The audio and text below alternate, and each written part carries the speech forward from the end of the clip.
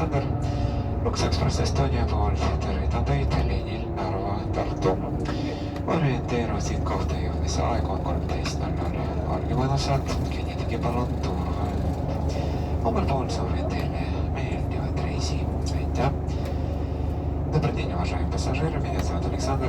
От лица компании Lux Express Estonia приветствую вас на линии Нарва-Тарту. Ориентировочное время прибытия по назначению 13:00. Будьте любезны